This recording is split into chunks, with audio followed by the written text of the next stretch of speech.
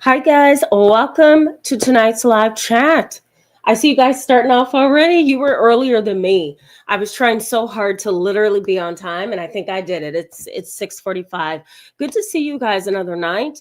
I know you guys are going to sign in and continue signing in. It looks good on my side, so I'm going to go ahead and jump in. I do see Elizabeth. You were saying to me, I hope you're feeling better today. I'm going to go ahead and welcome you. Hello and welcome.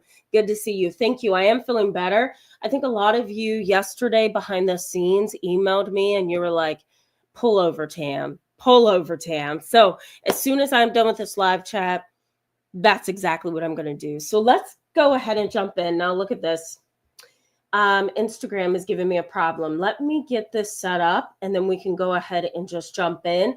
This topic tonight is an interesting one, and I think a lot of you are going to be interested in the content around this topic because really the goal of this conversation tonight, bear with me, guys. What is this?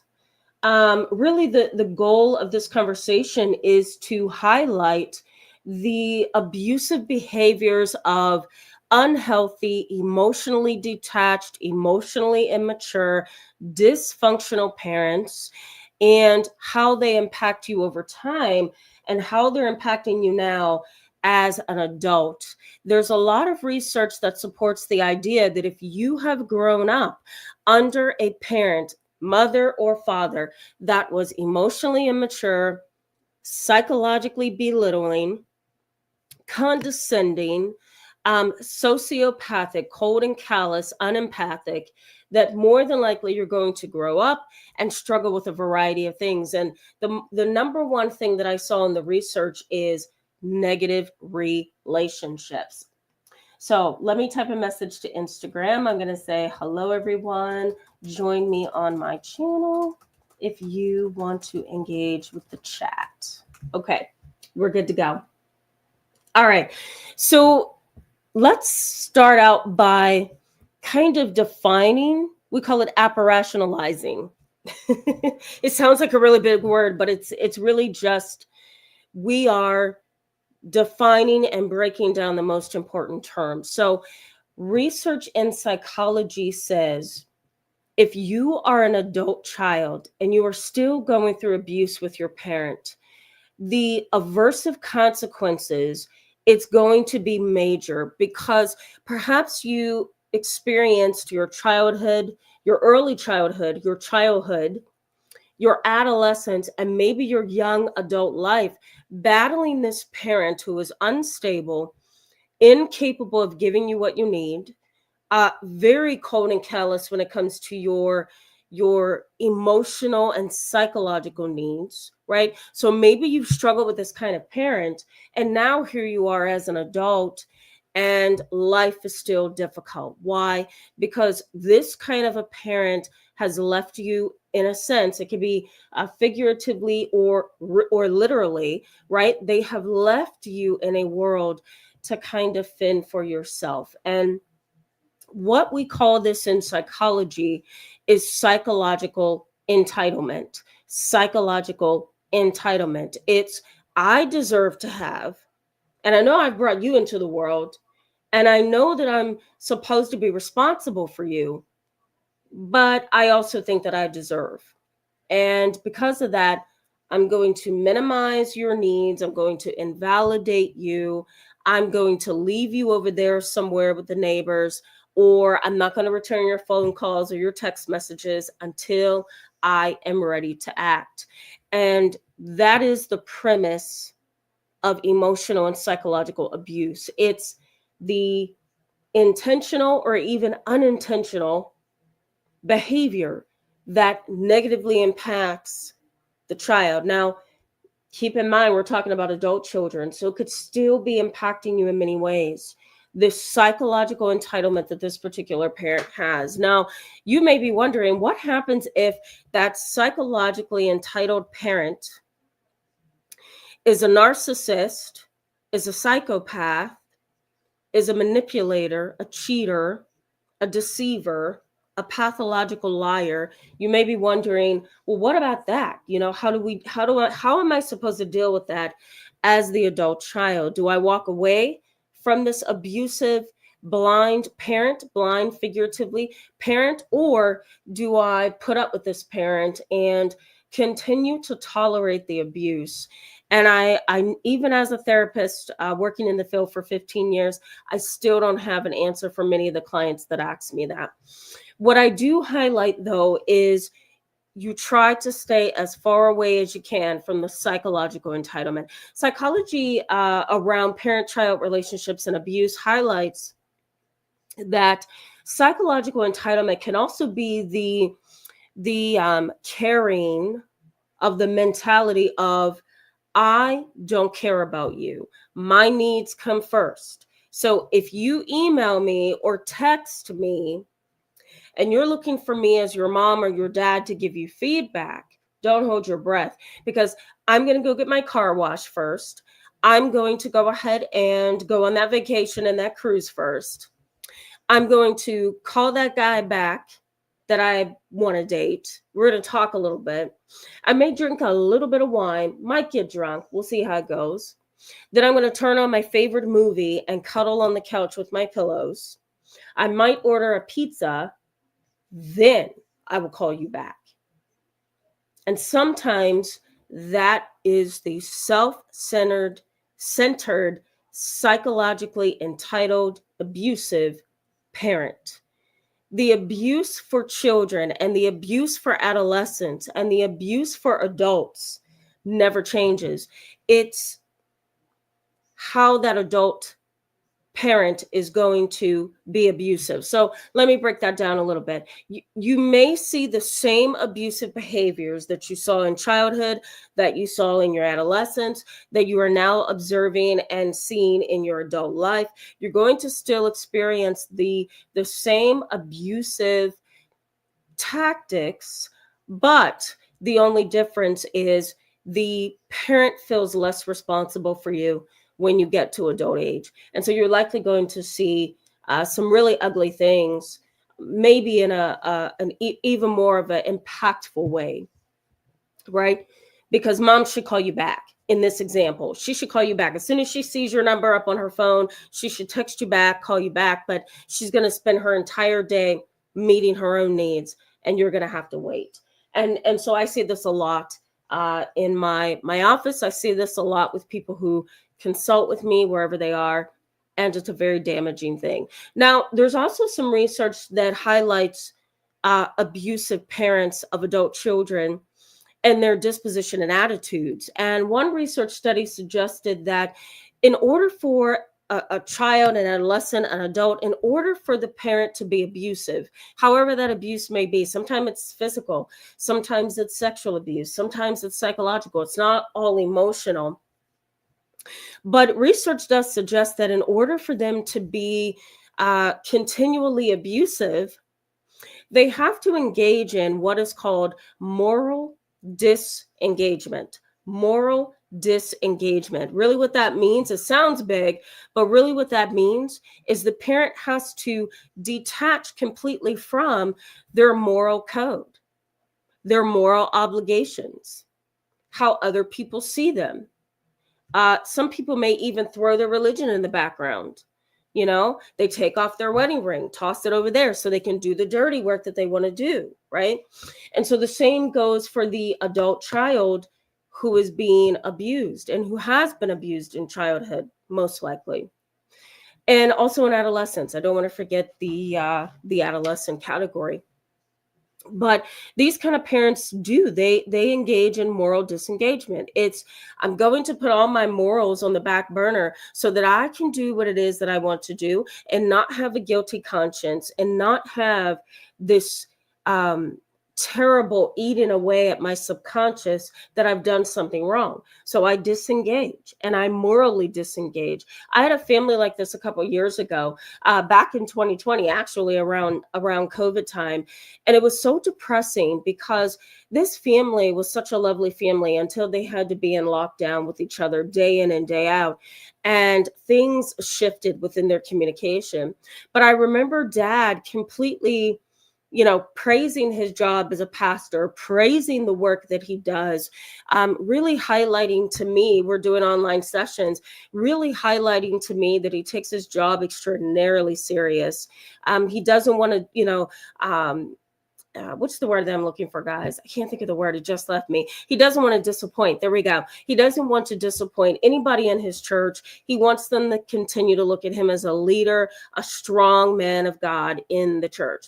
And his wife would be with him in those online sessions. And, she would look at him almost in a way that she was very proud of his decision to remain connected to his job and to God and his calling. But here's what happened over time. As we continued throughout COVID and things started getting more, we started getting more afraid or becoming more afraid. Things were getting more difficult. It was really hard to navigate, our lives during lockdown. It was just a very depressing time. What he did, though, during that time is he completely abandoned his moral engagement. He abandoned his moral code, what he stood for, what he wanted to be acknowledged for, because he started then physically violating his 5-year-old, meaning that, he would, I'm trying to make sure that I keep confidentiality. So I'm trying to give you details around the actual details. But what he would do is strip the 5-year-old and tell them that they had to sit in the room by themselves until he came back to get them. It's abusive, totally abusive, right? But what he wanted to do is demean. He wanted to put fear in this child. And when I addressed him about it, because his wife brought it up, she says, I went into the room and I see Kelly on the floor crying. She has absolutely no clothes on. I don't know what happened other than, my husband had to take her clothes off and make her sit in a dark room as a punishment. And of course, you know what I did with that case. I reported him to Child Protective Services, and he's actually serving time for confirmed child abuse. But at the time, it was murky. It was very cloudy and nebulous to deal with this family.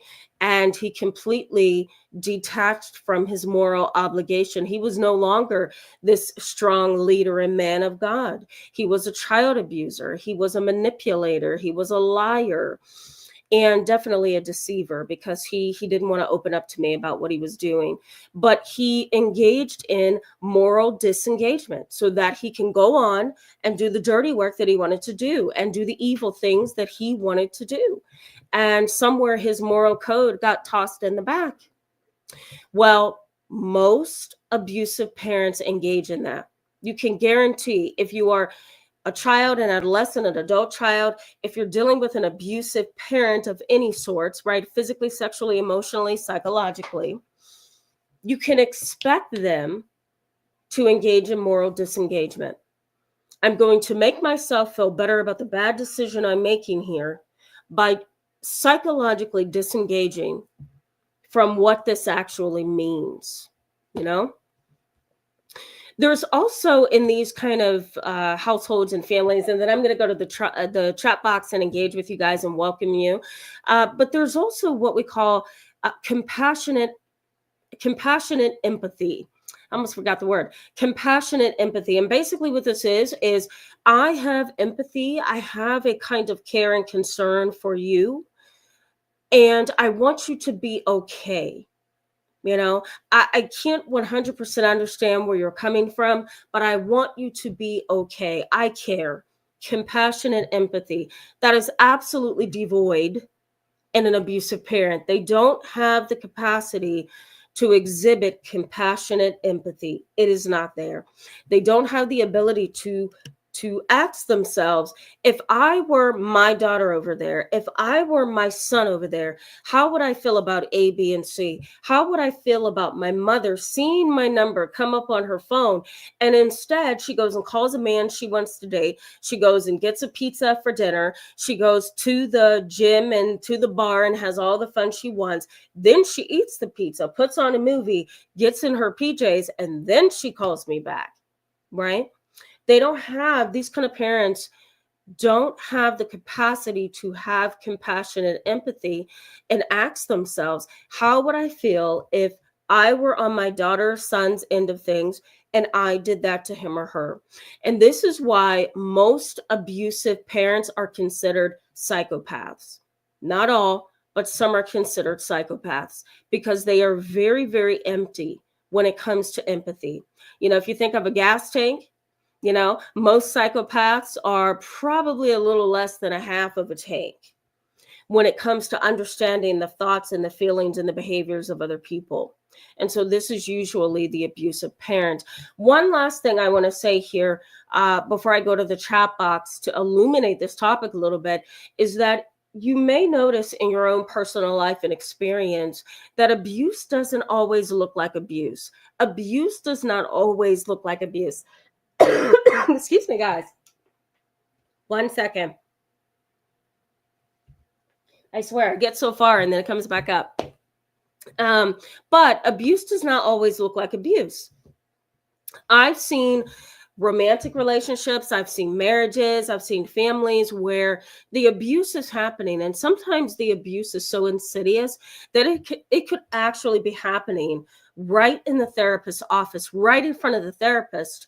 But sometimes we don't pick up on it because it's so insidious. Sometimes abuse can be as firm as one look. One look says it all. And that's all we need, right? Because the person, the victim, most likely you as the adult child, you've experienced your mother or your father's abusive behavior over many occasions, multiple times in your life, right? Over the course of your development. So you know what that look means. You know that when you get a side eye, you know what that means. That's abusive because now this individual is being passive aggressive. This parent is being passive aggressive. And they know that if they give you a look, it's going to remind you of what you are going to experience later on. I've seen that in therapy sessions. And I have absolutely called it out too. Sometimes if it's a wise thing to do, I'll say, can you explain to me what that look was? And the parent may say, I don't know what you mean. And I'll say, what was a side eye? It wasn't a very nice look. Your son is sitting here trying to talk to you and trying to get you to understand what he thinks and what he feels. And you're sitting here giving him a dirty look. Help me understand that. Are you aware of it? And sometimes the parent will say, yeah, I'm aware of it. And I'll say, so why are you doing it? Because that's not a healthy form of communication. And sometimes the parent will say, I guess I'm just so used to being that way that it just comes out. And I may say in response, well, you know what I want you to do before the next appointment? I want you to practice not doing that. Because what it says is this, that I have abused you in the past. And so now you're pushing my buttons and you're going to get more abuse later. And that is not a healthy form of communication. That shows you need more therapy than your son over here. And this is an actual exchange, guys, from years ago that I had with a parent in my office. And sometimes it'll be successful.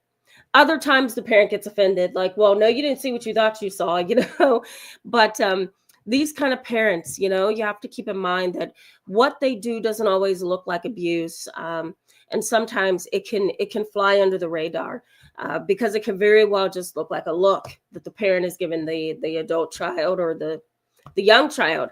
And the reality is no, it's an abusive look, and it's coercive, intimidating, arrogant, and threatening.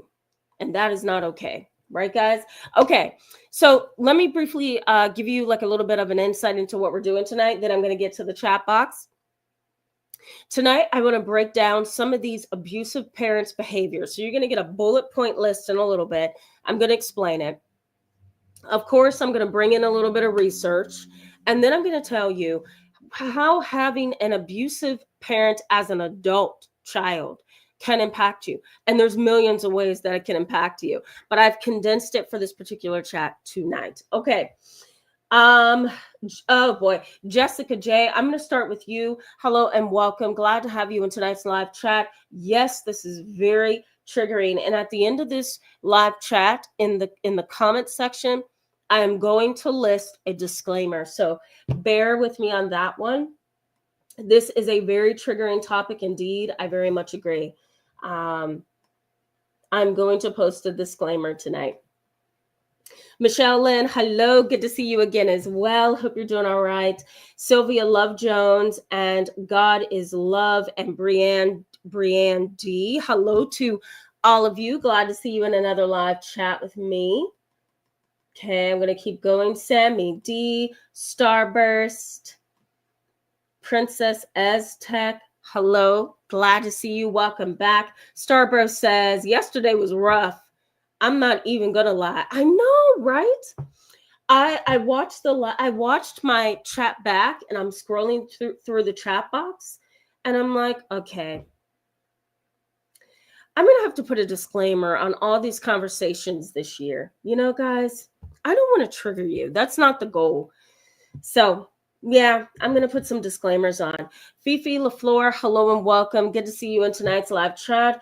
MN Odell, yes, I do sound better, right? I do sound a little bit better. Thank you so much for that. Good to see you. Thank you, Elizabeth. Yes, it's all the tips that you guys gave me yesterday. Yes, and about 900 tea bags in this cup. I didn't want to look like I have some serious issues, so I only put 2 in for tonight. I'm just kidding. Okay. Longevity rituals. Thank you so much for that. Welcome to tonight's live chat. Thank you so much, Princess Aztec. I really appreciate that. Yeah, for me, once you get sick over the age of 35, it's like, how am I going to get back up? And my mom is 70 and she's kind of struggling with something, or almost 70. She's like 68, 69. And she's having a hard time. Sammy D, yes, it is. I very much agree. Thank you so much for that. Sun and Sunflowers, hello and welcome back. Good to see you. Live Life, yes. Glad to have you in a live chat tonight. Good to see you. Thank you, Jessica J. Thank you so much, Brianne D. Lupita T, thank you so much. I'm feeling a little bit better today. And welcome. Good to see you. Longevity Ritual says, I haven't been in a relationship for 20 years, but I did have issues I wasn't aware of were caused by my upbringing. Yeah, absolutely. I do have to get into a little bit of the psychodynamic mindset here, and also the Sigmund Freud mentality, which is that there's a lot of adult challenges that are the result of a unstable, traumatic, dysfunctional childhood. And I really do agree with Sigmund Freud on that. You know, he had his own childhood issues. He had his own psychological battles. So he kind of knew it firsthand. But what he points out is this, that once we become an adult, you know, there's different pieces of us that gets, put on display by experiences, relationships, defense mechanisms, the list goes on. And most of that is the result of a childhood that wasn't a healthy one. So I very much agree with that. I think a lot of us can kind of step back and we can say, I've been impacted by my childhood positively and maybe negatively too, or maybe just positively or just negatively. You know, it's just a piece of who we are. And it's such an important piece. There is some research on family systems therapy, which is really a form of therapy that looks at family as a system. You know, like if you think of a train system or a motor under the hood of your car, there's all these different pieces to the puzzle to make the car run. And the same is true for families. Well, in family systems therapy, there's a great emphasis that is placed upon how we communicate within the family dynamic and the labels that we place on each family member. And it's quite interesting how all of that impacts how we approach everyday life and relationships. You know, maybe in the next few live chats, I'll bring up the family systems kind of a view of things. Let me turn my heat off. Give me 1 second. I do this all the time. I turn it on because I'm freezing, and then I start these chats and I'm just hot, you know? It's probably the topic. That's probably what it is. Okay, guys, let's keep going. Okay. Cheyenne, hello. Welcome. Yeah, he says keeping it calm. Love it. I'm trying to do the same thing. Good to see you back. Sammy D says, my mom was still hitting me at 27 years of age in my own home in front of my young children. No, it's not okay. Not okay. How, if you don't mind me asking, and maybe it might be helpful to share, how did you deal with that? Because I have a client um, who is not seeing me now for therapy, but I always consider her my client because she comes around every so often. But she had a mom who was, doing the same thing to her. And what ended up happening was, she didn't want to hit her mom because she felt like that was a disregard for her mother's authority. So what she would do is kind of passive aggressive. She would leave certain things out in hopes that her mother would trip over it. She would leave doors open in the middle of the night, hoping that her mom would run into them. Right. So she was doing these things to get her mother back, but it wasn't a good thing. It wasn't a good thing. It's hard when you have a parent who's still putting their hands on you. What you could do is remind the parent, I'm an adult now. And if you put your hands on me, we're talking assault. And I don't want to have to go to the police, right? And file a restraining order. I don't want to have to go to the police and tell them that my own mother is fighting me in the same home. You could do that as well, but it's a very depressing dynamic. I'm sorry you've had to deal with that. Tammy Nicely, hello. Glad to see you back in a live chat. Hope you're doing well. Sammy D says it seriously messes up your life. Yes, it does. Yes, it does. Falcon, the black belt, good to see you back in a live chat with me. Falcon, the black belt says you can't deal with it. You leave. Sometimes walking away and going no contact is the only hope that you have, right? We as a society, I'm going to throw this out here for a second because I think this is important for me to say. We as a society, we have been so conditioned to believe lies. We have been so very conditioned to believe that part of life includes this wonderful thing that we're supposed to have, this beautiful experience that we're all entitled to, this really happy life that we all should expect to have. But that's not the case. And whoever sold that idea is very much in denial. I wish I could figure out who it was that kind of sold that idea of life, but it's all a lie. That's the way I see that. You guys tell me how you think about it, but I see it as a lie. We don't all have those relationships, those experiences, those material possessions, we don't have all of that. And so society tells us, oh, if you don't have the next big thing, you're a nobody. If you don't have the perfect family, you're nobody. If you walk away from your family, you're nobody. If you have a broken up family that doesn't really communicate, you're a nobody. And I used to say when I first started my channel, those are absolute lies, including one of the biggest lies of all, which is family is everything. That's the biggest lie I think we live through. And I can hear the brakes screech. So let me define that.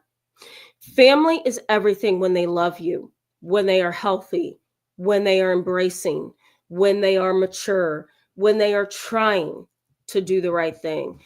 But not everybody has that, right? And so when I look at you, Brianne D, I look at you, Falcon, the black belt, and for the rest of you watching, I think it's been experienced by you that family really isn't everything, especially when they hurt you. So we all kind of pull in those societal lies, though, don't we? And we live by them, and that's not very healthy. So it's only when, like Brianne D here, she says, both of my parents, it's only when you experience that and you kind of wake up and come to the realization that, okay, maybe society lied to me somewhere. It's only until you see people like Brianne D or you experience it yourself that you learn the truth, right? That's a painful reality. Starburst says psychological entitlement. Yeah, absolutely. Leslie Stern, hello, glad to see you in a live chat. Welcome back. Leslie Stern says, hi, Tamara, in chat at 49. It's all about walking away from me. Enough is enough. I tried. Yeah, sometimes that has to be it, right? Family is a wonderful thing when you are, well loved and cared for, and everybody is trying to contribute to the closeness and the love and the affection. But when that is absent and you are hurting and you're not getting ahead in your life because of them, right, Leslie Sturm, you just have to keep moving. And that's just how it goes. And that's the sad part. Falcon, the black belt, says most single mothers, in my opinion, are like this. Sometimes they can be. Sometimes they can be, especially when raising sons. I know sons, I prefer the boys, okay? And I'm not being sexist, so hear me out on this. I prefer being around boys because they're less dramatic, they're less emotional, they are just matter of fact, straight to the point. But what I have learned and being around boys, I used to counsel all young boys at one point in my career. What I learned is most of the single mothers don't know how to relate to their sons. And so what they do is they rule with an iron fist and they become abusive because they don't know how to manage the son that's in front of them. They don't know that it's okay to maybe put them in a club with a male, maybe put them in therapy with a male figure, and still love them. Sometimes the parent just becomes abusive because that's all they know, right? And that's all they know to kind of raise that specific gender. So Tammy Nicely says, my mother has always showed irritation in her voice when speaking to me, and that she has other things that take priority even over more recent years. Yeah, absolutely. Absolutely.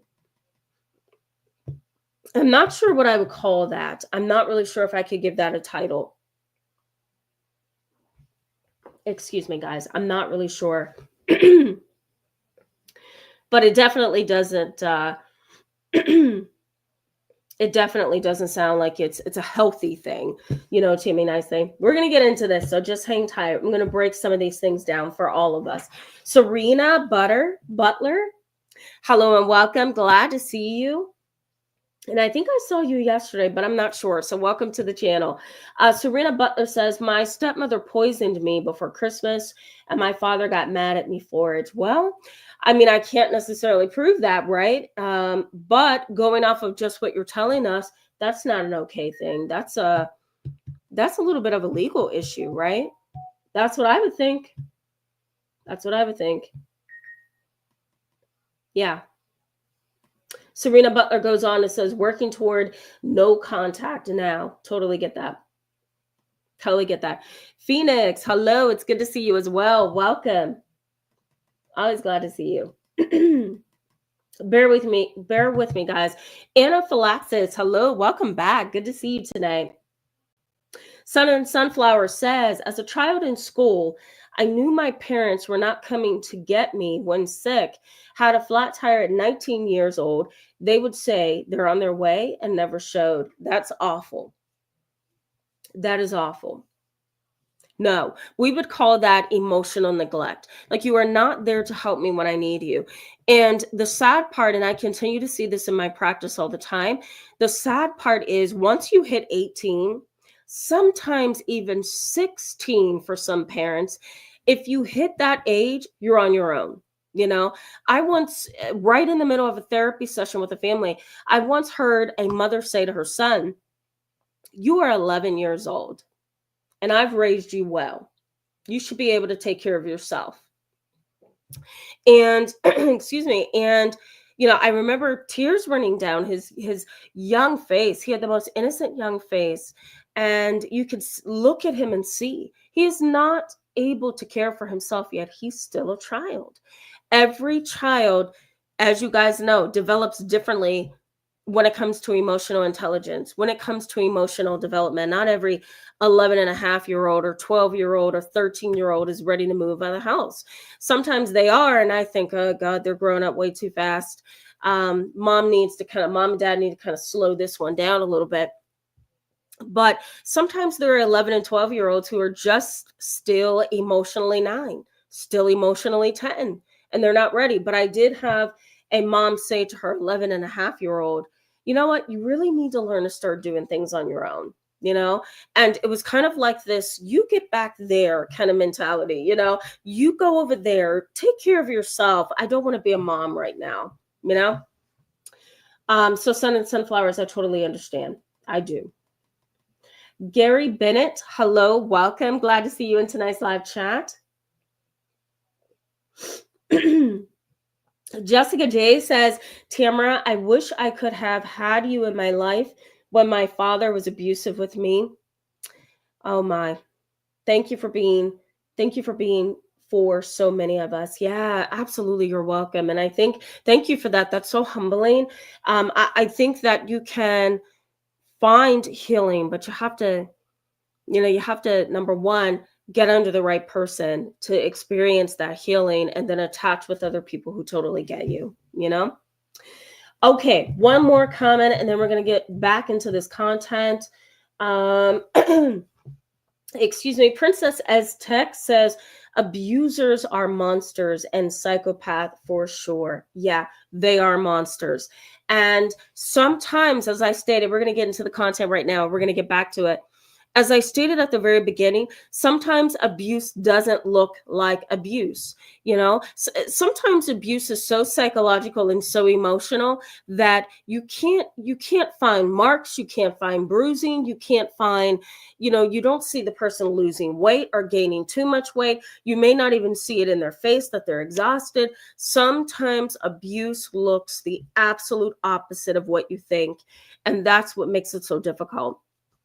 Research in psychology suggests this, and I also see it in my practice as well, and other places I've been in my career, that most parents who have a Machiavellian kind of disposition, they tend to be sadistic, sneaky, sly, criminal in some ways. They like to see other people's downfall. They like to see their dirty work in action. The person who steals somebody's husband, that's a Machiavellian kind of an edge. Somebody who steals a husband from somebody else and says, he didn't want to be with you anyway. Nope, wrong, right? A person who takes that job offer that you wanted, and when they become the boss over you, they gloat, they laugh, they brag all in front of you, right? So it's that sadistic, sneaky, my job has been accomplished kind of a disposition. Parents, in some research, who have abusive tendencies can also measure high on scales of Machiavellianism. And that doesn't shock me, because there are some parents who will abuse physically, sexually, emotionally, psychologically. Child Protective Services will get involved. And guess what? Child Protective Services will look at the family and say, kids are well fed. They have their own rooms. They have a lot of toys. Mom and dad are still together.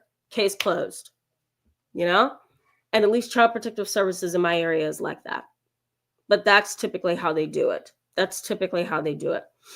The other piece of this Machiavellian kind of a parent is, let's say as an adult, you have asked for a loan. Dad says, sure, I'll give you a loan. How much do you need? You say $2,500. I'll give it back to you by the end of the year. Dad says, yeah, sure, I'll write the check out. But he doesn't write an honest check. He writes a fake check, right? And he may even play around with that for a little bit. This is the Machiavellian kind of an abusive parent. He may play around with that for a little bit. You know what? I'm going to write out the amount, but I'm not going to sign it. Here you go. Here's the check. You may say, oh, Dad, this really happened, by the way, in my office a couple of years ago. Dad, you didn't sign the check. Can you sign the check? Oh, sure, I'll sign it. Did anybody have a pen? He goes and signs, but he signs the wrong line. She's like, Dad, you're not signing the right line. Oh, I didn't. Let me do this again. He says, I don't know what's wrong with me. I need my glasses. And it continued like that until she got to a place where she says, Dad, you don't want to help me, do you? But Dad was getting something on the inside of him met. Let me get some tea. Excuse me. So he was getting this Machiavellian part of him fed. He's sadistic, and he liked to see her suffer. And he knew the date that she had to get that money in for the down payment of her new home was coming to it was coming close, and he was just enjoying himself because he didn't really want to help in the first place. So the Machiavellian parent. The other thing with these kind of parents is there's kind of like a lower level of commitment.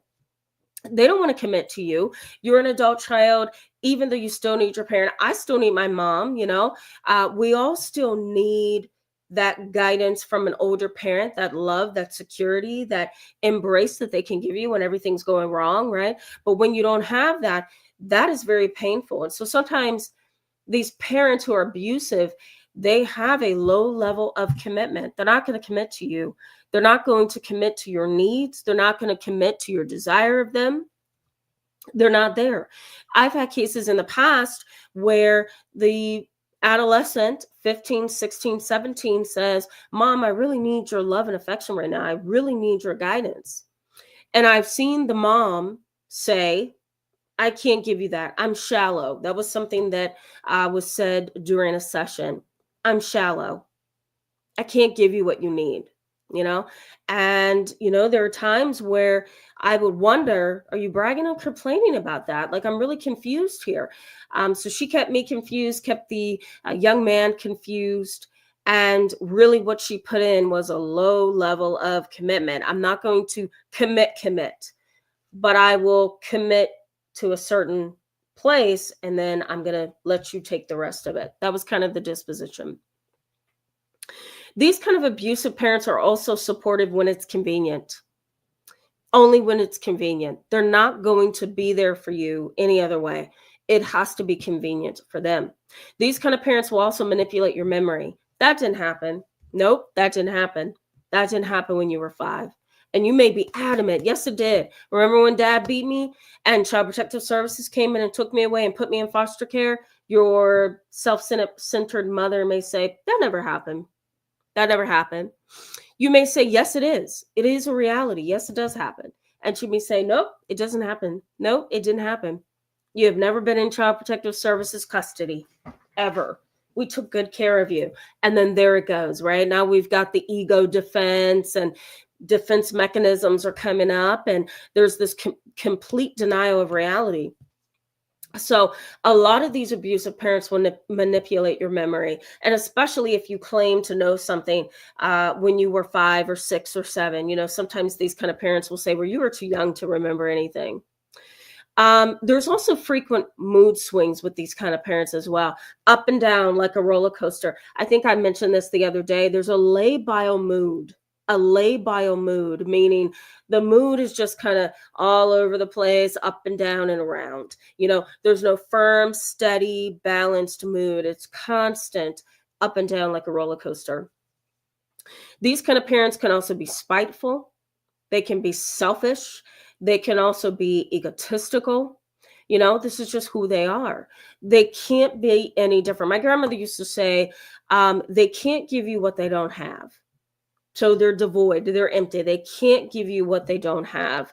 These kind of parents may also tamper with the supportive circle that you have developed. Maybe somehow you've started dating someone and you've kind of adopted her family, or you've adopted his family, right? And so now you have this large support system, and your mom is not okay with that. Your dad is not okay with that. So they may start calling up people that they mutually know, right? They may start, sending text messages and emails that are not very nice. They will tamper with the stability of your support system. These are abusive parents for a reason. Now, let me also say briefly on the research here that some research suggests that if you have an abusive parent, you want to consider that their personality style has a lot to do with how they parented you. Some research highlights that narcissists, psychopaths, and even dark empaths often parent with the authoritarian kind of mentality, not authoritative. Authoritative is a nice mix between love and discipline, right? That comes together. Authoritarian does not. Authoritarian is, I rule with an iron fist, and that's all you're going to get. You don't have the room to talk. You don't have the room to share. You don't have the room to ask for forgiveness. Be quiet and do what I'm telling you to do. That is authoritarian.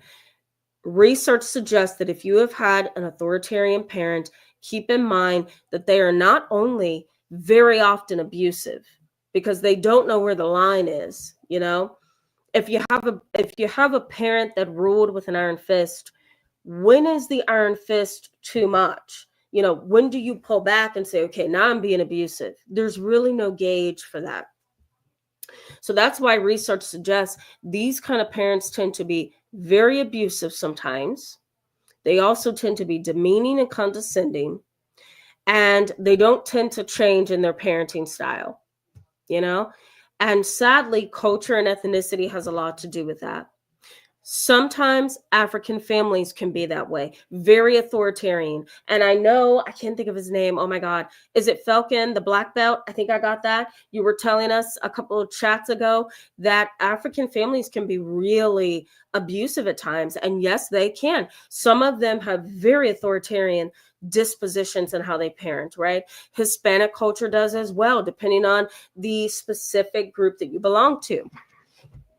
I wish I could say the same for Native Americans, but we do not have enough research to say that they tend to be very authoritarian. Now, do Native American families tend to have a lot of strict boundaries and rules? 100%, but I can't say that they're abusive. I can say African American families tend to be sometimes very abusive as well. Culture and ethnicity has a lot to do with this. And white families, which was part of my family on my dad's side, and even German families, that's also part of the roots on my dad's side. They can sometimes be very sexually manipulative, violating, and abusive. And there's research. I'll make sure I post that research for you so you can see the differences in the cultures. But this is kind of how they are. Also, research suggests that multiple forms of abuse can happen in one family. You know, let's say that African family who's very authoritarian. There could be physical abuse, there could be sexual abuse, there could be psychological abuse, you know, multiple forms of abuse. Lastly, in this category, before I go back to the chat box, and then I'm going to tell you how this all impacts you, but there have been some retrospective studies. And what that is it's really a research study that focuses on the past, you know, and we're trying to gather data from the past of research participants. And so what we have found in a retrospective research or studies is that most individuals who are abused by their parents, as they become adults, they tend to develop adult psychopathology. Not psychopath, psychopathology. So as you age, you can continue to age, but not in a healthy way. Depression is likely to come up. Anxiety is likely to be a diagnosis. Suicidal thoughts is likely to be a problem that you're going to deal with. PTSD, complex PTSD, although we can't diagnose it. Toxic stress, the list goes on. And so this is what happens when you are living in a household with an abusive parent. And then once you leave that household and become an adult, the abuse still happens, but it happens in a different way. Okay, I'm going to go back to the chat box. Give me 1 second. I need to grab something. You guys tell me how you feel about authoritarian parenting and the specific cultures that it happens in. You tell me what you've kind of seen and what you've heard. Okay. Google Live, hello and welcome. Glad to have you in tonight's live chat. I've seen you here before. Longevity Ritual says, I think both of mine are abusive. I gotcha. I think both of mine are. I'm going to put in abusive. And as I am stuck here currently, I attempt to not do the wrong thing. Walking on eggshells, right? Longevity Rituals. Yeah, walking on eggshells. That in and of itself is abusive. If you step on the wrong shell and it breaks, good luck, right? Because if you're walking on eggshells, that means the person is highly inflammatory. And it keeps you in this consistent state of inflammation. We're going to talk about that in a minute. So you're going to know what that means in just a minute. Monique Easton, hello and welcome. Good to see you back. Yes. Bedabbing. Yes, this is ginger tea. Absolutely. Ginger tea is in here. Cinnamon stick. Look, I've been like, I know. Excuse me, guys. Everything is in that cup of tea. My mom was like, if you put another thing in that tea, because literally I was in my closet, like throwing things into the teacup. No, I wasn't. But I wanted to. I was ready to put some Tylenol in there. Gary Bennett says, what if someone or a parent appears to have empathy, but only use empathy to make themselves look and feel good, but then they go back to the narcissistic self? Well, Gary, that's a good point. We would call those kind of individuals a dark empath. Here's why. Because they have three important characteristics that sets them aside from the psychopath, that sets them aside from the narcissist. The dark empath, or the dark triad traits, is Machiavellianism, which again is that sadistic edge, right? I want to cause somebody some pain and some hurt.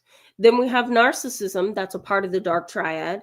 And then we also have psychopathy. So it wouldn't just be a narcissistic individual. You're describing, Gary, someone who has both sides of the puzzle that have come together. We've got Machiavellianism, and then we also have narcissism and psychopathy. And a dark empath can really slip through the cracks as being empathic. Why? Because they know how to flip the switch, flip it off, flip it on, off again, on again. They're very good at shape shifting, right? They change based on the environment, based on the people they're talking to, based on expectations in the environment. It's a very complex dynamic when you're dealing with a dark empath. So for you, Gary, I would say a dark empath for sure. For sure. Jessica J says, it's painful to remember what happened in the past. It hurts. Yes, it is. Yes, it is. I agree. I will disclose briefly that Princess Aztec is with you, Jessica J. So I'm going to put that up there. I will self-disclose briefly that I feel like this might be helpful to a certain degree, that my mother, not so much my uncle, her brother, but I think it was mainly my mom, because there was some kind of female tension between my late grandmother and my mom. And for those of you who know me and you've been with me for a few years, you know that my grandmother unexpectedly passed away in 2020. She was literally the glue of our family. And I think our family, extended family, has collapsed without her. But when she passed away, before she passed away, excuse me, I remember growing up, and maybe I was like 12. I was a mature 12. 15, 19, 22, 25. I remember my mom sharing these stories where, my mom would say, Mama was abusive to me. And she would tell me things where my grandmother was intoxicated, was an alcoholic. She needed a lot of help, but she was really, in my mind, trying to drink away the pain that my grandfather brought to her through his affair. And so that alcoholism spilled over into her relationship with my mom. And there's just this painful, abusive 10 or 15-year period where they just didn't get along. And so going back to you, Jessica J., where you say it's painful, I'm putting you back up here, it's painful to remember what happened. My situation with my mother is, I remember listening to various things that almost sounded like flashbacks for her. But I remember her saying, it's hard to go back and relive those things. And I would actually visualize and see a shift in the way my mother's facial structure went when she's telling me about these traumatic incidents with her own mom. And so I totally relate with you, Jessica J. There's actually a neurological piece to that. it's not just, it hurts emotionally, but it literally hurts neurologically. When our brains go back in time to process an abusive situation or bad parenting or traumatizing relationship with a parent, the most important part of the part of the brain that gets triggered, and that's the emotional center of the brain, the limbic system, the amygdala, the hypothalamus. These are all kind of like, if you think about a what do you call, have you guys ever seen souse meat? My grandmother used to eat that all the time, and I would just be like, please don't bring that near me. You know how souse meat is, or canned meat? You know, you open the can, you peel the can top back, and there's like this area of meat. I'm thinking of spam. Ugh, that's what I'm thinking of, or souse meat. Well, anyway, that's, if you look at the brain on an MRI machine, which I've had the opportunity to do in the past, it kind of looks like this middle structure, you know, that has all these different layers or colors of meat, if you will. And really what you're looking at is this kind of like ball of emotional processes right in the middle of the brain. And in that circle in the brain, it's all about emotion. And it actually lights up on an MRI machine and an fMRI machine, a functional MRI machine, where we can actually see things happening in real time. And it's so very interesting when you tell somebody, try to go back in your mind to the abuse that you've experienced. And as that person relives that experience, that part of the brain, that emotional center, begins to light up. It's the most, I think it's the coolest thing ever. But it shows us that your memories are way more than just a feeling, right, Jessica J? And for the rest of you, it's an actual neurological experience that happens. Okay, that was my long explanation. Hopefully that was helpful.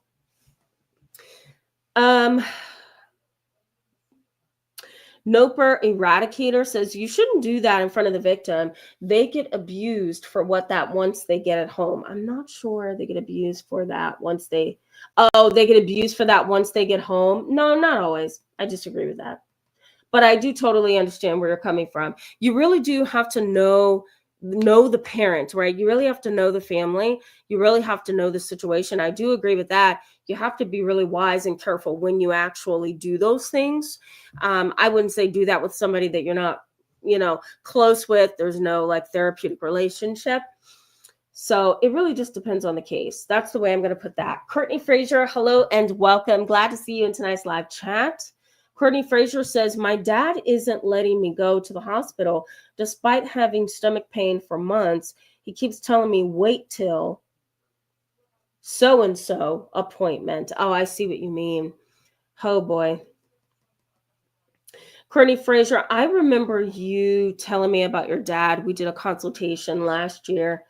The only thing that I can say there is either dad is being abusive or he doesn't understand the severity of the pain, or he thinks you're being neurotic or anxious, if you will, and he doesn't agree. I don't know, but I think it's horrible. If you're in that much pain, you should be getting treatment, right? I totally get that. G Major, just wanted to say hello, welcome. Glad to see you in another live chat tonight. I'm trying to get through some of this, so bear with me, guys.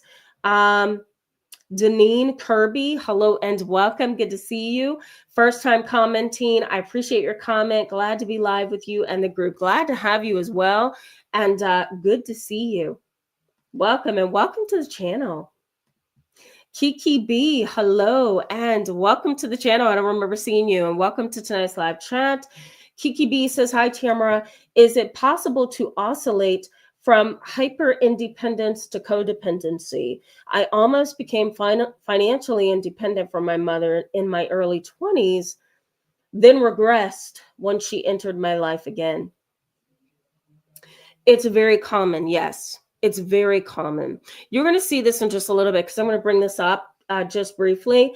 It's very it's very common for you to kind of oscillate between independence and codependency, because if your relationship with your mom has always been that remember yesterday, I don't know if you were with me, we talked about a power differential. A power differential is I'm here, you're here, and I'm here because of this particular reason that puts me in a more powerful position than you, and it increases the chances that I can exploit you. So the example I gave yesterday was that of a therapist, that as a therapist, we have to kind of stay here. And in order to be in the role that we are in a power differential with the client or the patient, because we've been entrusted by the state, by the nation, to care for a person who is seeking help, who is in a vulnerable state of mind, who is in a vulnerable state of maybe sometimes having a variety of emotions, experiencing a lot of different things in their world that can make them very vulnerable. And if the therapist comes down here with the patient, so much so that the lines are blurred with boundaries, exploitation can happen. Exploitation can happen. The same is true with a parent. So let's say for you, Kiki B, your mom is here, right? Because she's your parent. There's an obvious power differential there. She is obviously here with you, and you are here because she's your mother. She diapered you, powdered you, fed you, kept you alive, put you in school, drove you back and forth to school, whatever that mother-daughter relationship is, or that parent-child relationship, they were there for you until you could make it on your own. So that automatically gives your mother a power differential, gives her a top position. And you are here because you look up to mom, right? If you get back into a situation where that power differential gets triggered again, yes, you can definitely become codependent, right? Because you've been flying solo over here, and now you're back in that power differential with your parent, and you go back to the roles that you have played in the past with that parent, and that can make you codependent. I hope that makes sense, and I hope that was helpful. Momtude, you're not going to kill me. No, you're not going to do it. Momtude's like raw food diet. No, oh my God. If that's a suggestion for me, I am so not. You see, I tried sushi one time, guys, and my brother, he was like, my eldest brother, he's like, you are the most dramatic. The most dramatic. It's just raw fish and shrimp with a little. I'm like, don't come near me with that. It was horrible. It was a horrible experience. So I don't know. I have to think of that, Momtude. Yvette, hello and welcome back. Good to see you in this very heavy conversation. Hence the reason why I keep trying to bring some humor every now and then. It's really tough, isn't it? Yvette says, hi, Tamara. I have a sibling that has the same toxic traits as one of my toxic parents. They are just...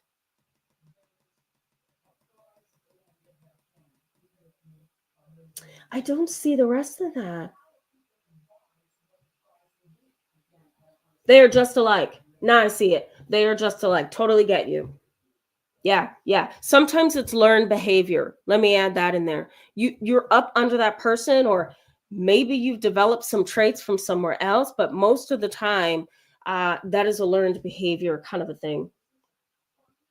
And if not, maybe they have the same problem too, you know? Diamond, hello and welcome. Good to see you. Yes, you're welcome. She says, thank you for making this content. You're welcome. Or thank you for making this a topic. And you're welcome. I think we need to talk about it. Annie Walker, glad to see you in a live chat. Haven't seen you in a while. Good to see you. Okay, one more comment, guys. And one more comment. We're going to go back to the content and then we're going to wrap up. Is Psychology, hello and welcome. Glad to have you and welcome to the channel. Is Psychology says, thank you very much for your time. We love and care, respect your knowledge, completion of justice for our life, nurture growth. That was a lot, but thank you so much. I really appreciate that. Good to have you on the channel. Empowered Woman, hello. Glad you can make a live as well. Good to see you back. Okay, let's get back into this content. How does this impact you? So I'm going to give you things starting off that you may have never heard before. The first thing is impaired stress response. When you are underneath a parent as an adult child, as a young child who is abusive, you are likely to develop over time what we call an impaired stress response.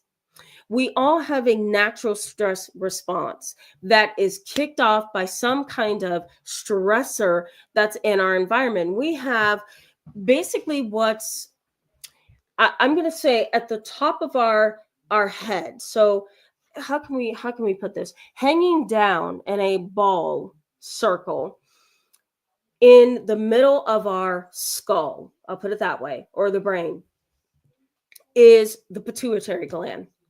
And the pituitary gland secretes hormones when it is triggered. If there's something going on in your environment that's stressful, the brain starts all of its processes. You have the neurons, which communicates with each other, right? Some neurons fire, some don't. And that can then cause a reaction in the brain and in the body. The pituitary gland starts secreting stress hormone, which is cortisol. Cortisol then creates and kicks off a variety of other symptoms, which in turn has an impact on the central nervous system. The central nervous system consists of the brain and spinal cord. So if you think about a brain, the spinal cord is down the vertebrae of the back, right? So that's the central nervous system. Inside of the central nervous system is two additional systems, and that is the sympathetic nervous system and the parasympathetic nervous system. Bear with me, I know this is a lot. The sympathetic nervous system has all the things that we experience when we are in danger. If you identify something stressful in the environment, an abusive parent, the look of an abusive parent, the experience of a parent yelling, the experience of an adult parent leaving you stuck when you need them the most, you experience that, what happens? The sympathetic nervous system is aroused and fight or flight kicks in. And the sympathetic nervous system responds to the brain. And so now we have sweating, we have increased heart rate, we have, racing thoughts. We may even start to shiver a little bit or shake in fear. Our blood pressure tends to drop. We tend to lose an appetite. We don't have to go to the restroom. We don't have a desire for water. We don't have a desire to sit down and rest. We want to escape and get out of that dangerous situation. And that is usually the operation of the sympathetic nervous system. The other system is the parasympathetic nervous system, and that is the system that functions to slow down the stress response. And that is when we're out of that dangerous situation. So to really make this concrete and clear, your abusive parent was just yelling at you, sending you mean text messages, telling you that you're a failure, calling you all kind of names, talking to your brother behind your back. Now you feel ganged upon. All of that has now ended because you've left out of the house. You're getting in your car. You're driving to your best friend's home, and you are now going to sit with her, drink some coffee, maybe have a few laughs, and you're going to calm down. While you're at your friend's house, the parasympathetic nervous system kicks in. Now you're calm. Now you can drink some water and some coffee. Now you can laugh, right? Stress hormone is not at max anymore. The secretion of cortisol, right? It has kind of reduced itself in the body. And now you are able to experience a calmer reality. So that's what happens in a stress response. An impaired stress response is when sympathetic nervous system arousal stays like that when it should not. So it's like an engine just running and running and running, It's like letting a fan run like we do in the summer. It's like letting the fan run through spring, summer, winter, and fall. I did that backwards, but you know what I'm trying to say. The fan just runs all year round. That is sympathetic nervous system arousal. And the sympathetic nervous system is impaired when it doesn't shut off. So that's the number one way that this kind of an abusive parent can impact you. The other piece of this is what we call prolonged cortisol activation. Prolonged cortisol activation. Cortisol is activated in the brain, like I just explained to you, from the pituitary gland. That process can happen, and you can actually have really high levels of cortisol that can cause weight gain. It can cause migraine headaches. It can cause high blood pressure. It can cause diabetes. The list goes on. So we call that prolonged prolonged cortisol activation. It should not be secreting, your pituitary gland should not be secreting cortisol around the clock. It should be functioning in a healthy way. When it's activated and it never shuts off, or it doesn't go back to its normal levels within the body and the brain, we've got a problem. There's also toxic and chronic stress that can affect you. We basically call chronic stress a persistent inflammatory state. You know how when you cut your finger, the endorphins kind of gets kickstarted in the body, and you may have some swelling at the site of that injury. That's inflammation. Or I'm trying to think of something else that causes inflammation. I don't know why I'm not remembering. A woman's menstrual cycle, that causes inflammation. It also causes water retention. So we have a lot of issues, don't we, women, when it comes to the menstrual cycle.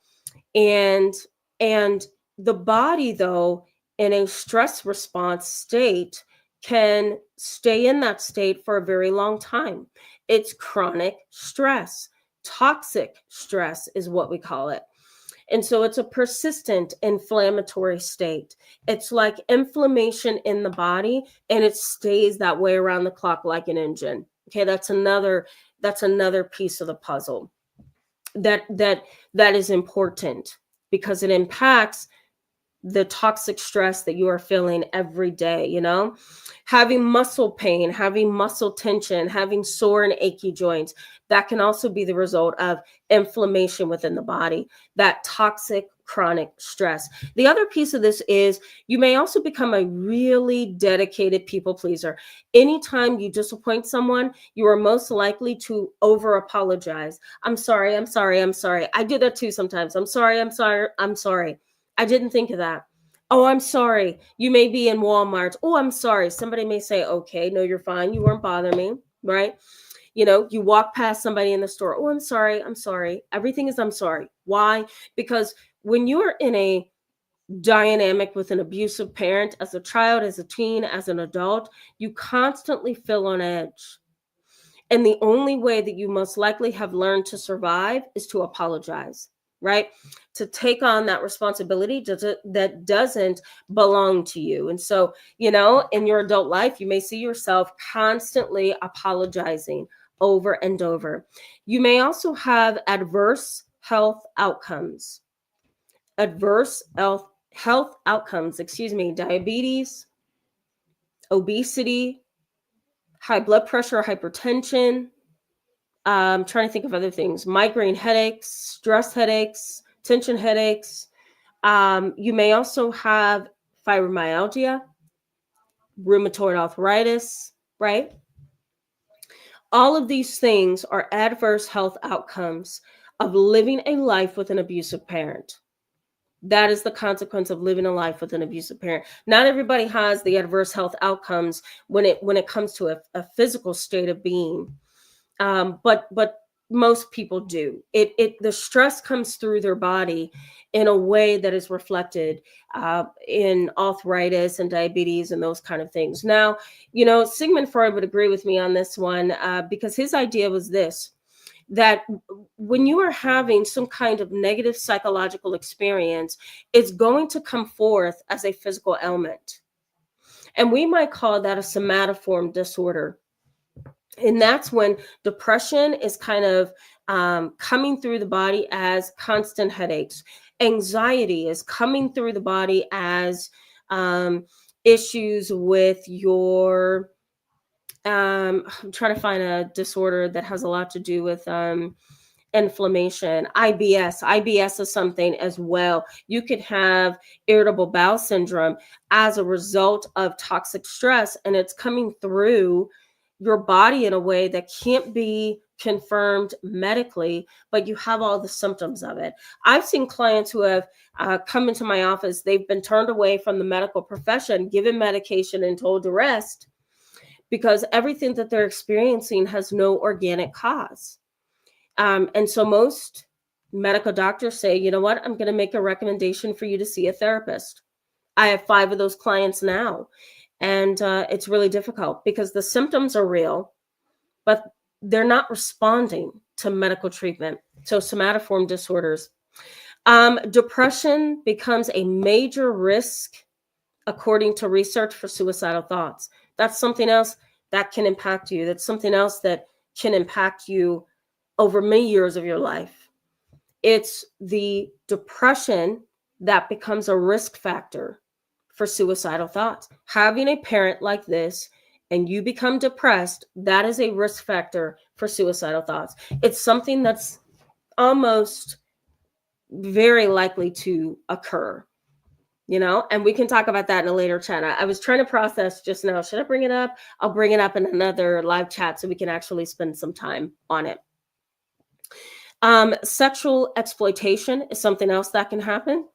And that can happen all throughout your life. Let's say, for example, your father has a long history of sexually abusing you. He started when you were 5, stopped for a while, came back when you were 12, stopped for a while, came back when you were 16.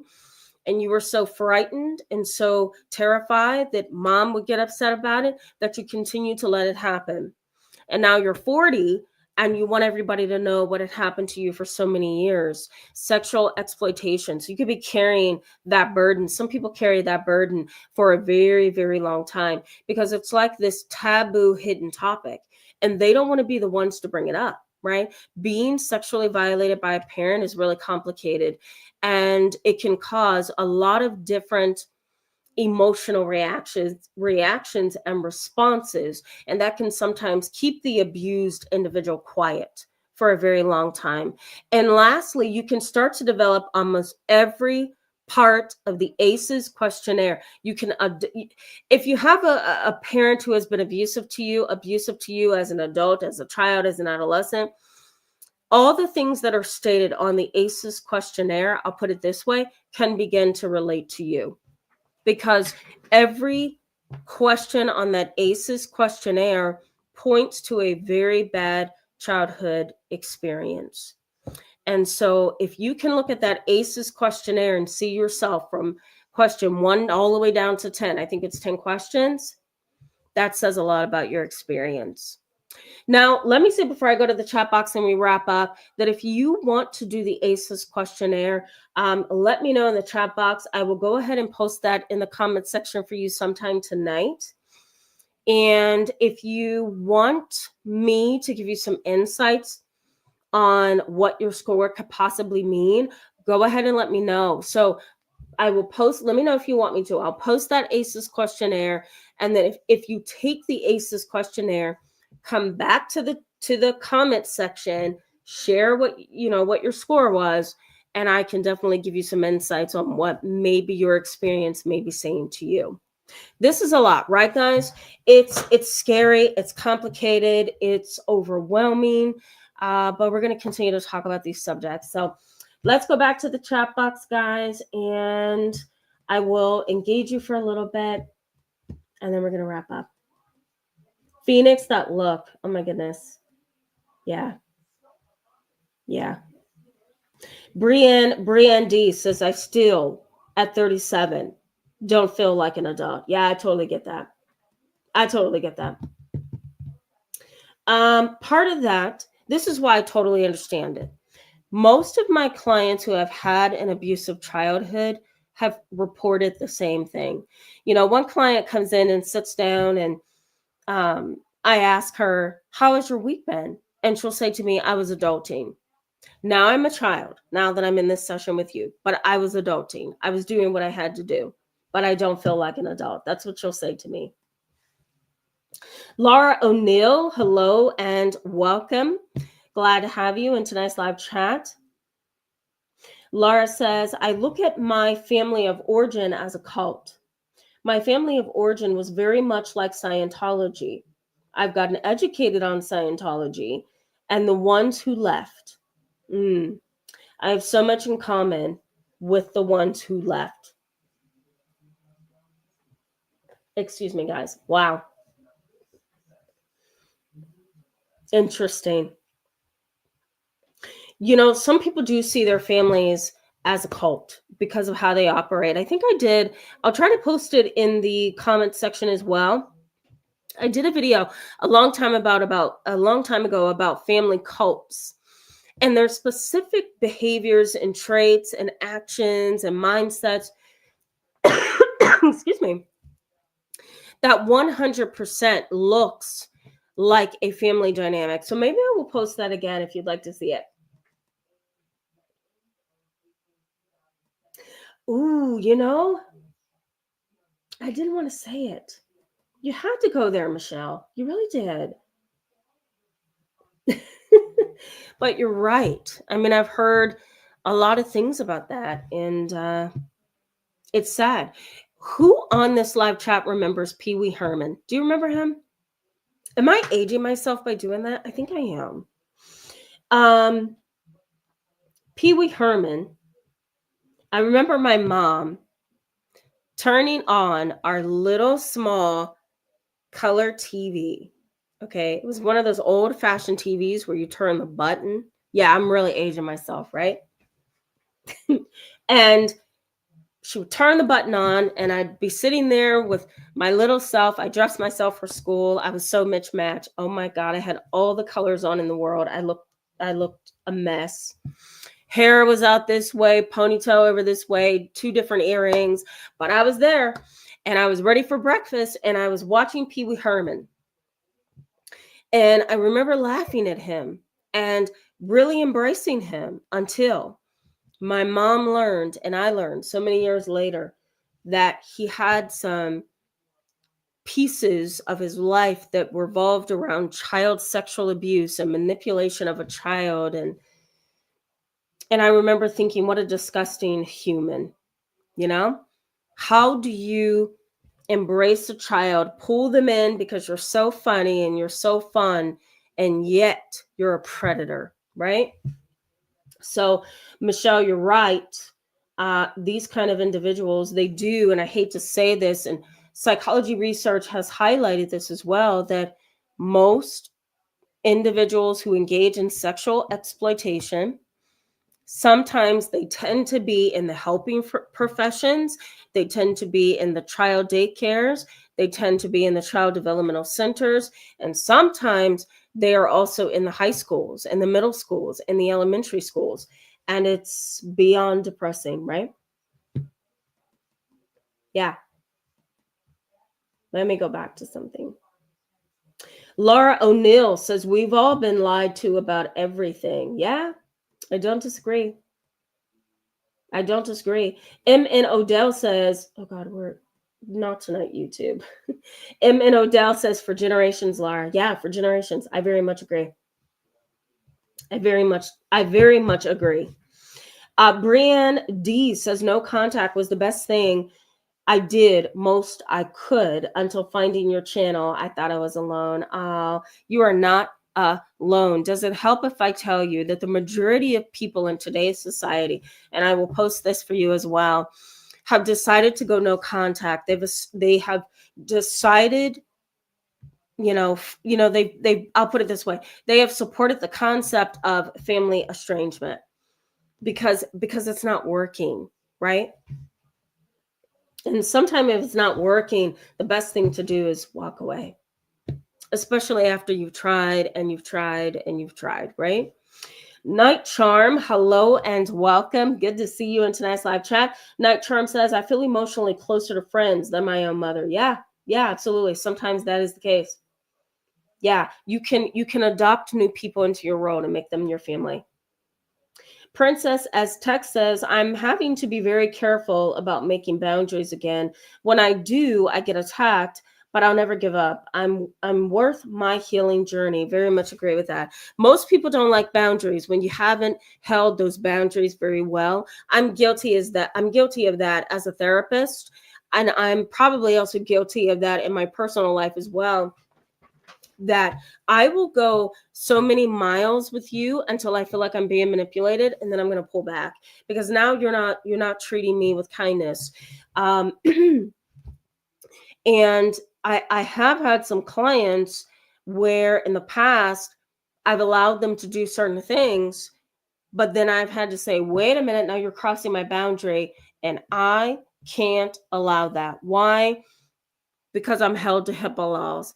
I'm held to the expectations of the state. I'm also held to expectations of the nation and internationally where I provide services. You're not allowed to do that.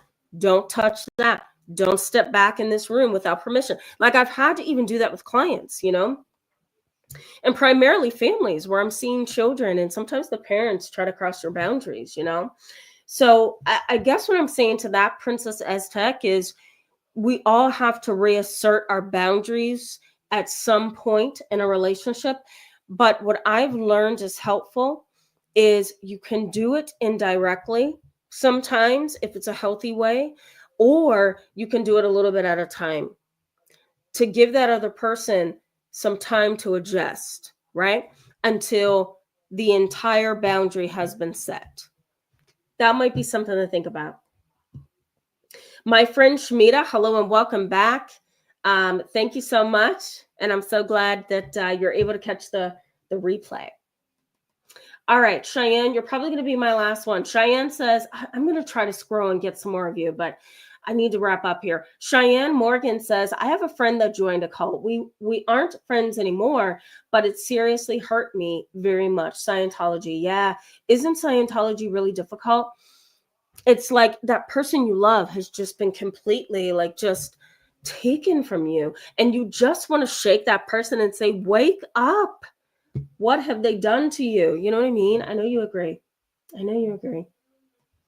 Okay, let me find people I haven't been able to get to.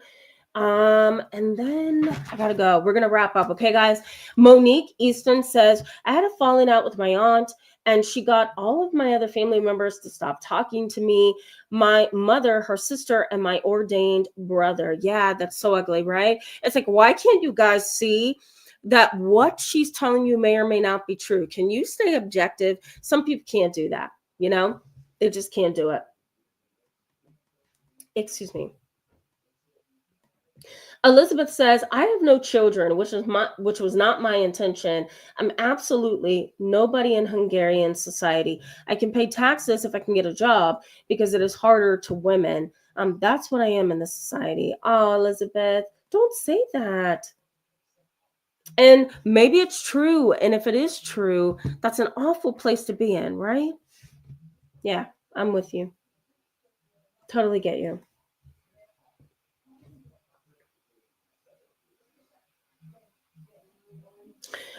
James Mitchell, I'm going to go ahead and just put you up on a screen so people can see that.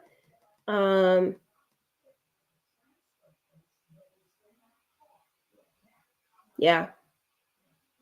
I think relationships in the 70s were just awful, right? And it's horrible. There were not too many laws on stalking, laws on domestic violence, laws on intimate partner violence. Like, it was really devoid back at those times. Okay, guys, let me continue to skim. And James Mitchell, I'm sorry that that has happened the way that it has. MS says, thank you. I'm taking notes. You're welcome. When I was 39, my gynecologist offered to do an IVF, and I refused. And he didn't understand why. He came running down the hallway asking me, and I told him I would never give my mother grandchildren. And he was so shocked. Wow. Whew. Some people say that when there's been years of abuse. So I totally get that. Totally get that. Okay, guys. One last one, I think. Maybe a few more. Annie Walker says, just think Just think, in the Industrial Revolution, children were basically slaves. We haven't evolved much considering the data available. Yeah, that's so true. I very much agree. I very much agree. Phoenix says, this may sound weird, but I feel like I must have always been acting like everything was okay to even if it wasn't, and an accident caused me to lose my filter. Now I can't help but speak my mind or say nothing. And it freaks me out. It makes me look mean on one hand, but makes me feel empowered and like I can breathe on the other. Absolutely. Let me just say, part of that is because you haven't found a middle ground. You know, Phoenix, you need a middle ground.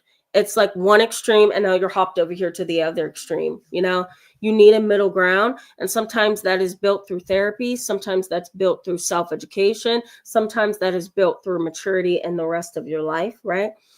You need a middle ground so that you can involve those two things, but in a way that is healthy. Guys, let's pause here, okay? I love every last one of you. Thank you so much for coming back tonight and being so lively. I hope that this live chat was helpful to all of you. You know, I'm going to be sure to post a disclaimer for yesterday's live chat and to tonight's live chat. It was quite a bit. So, bear with me as I do that. Okay, guys, any questions, comments, post in the comment section. I'm going to make sure that I post everything I talked about tonight so that you can have that information. Love you so much. Have a wonderful Saturday. I'll see you soon. Bye-bye.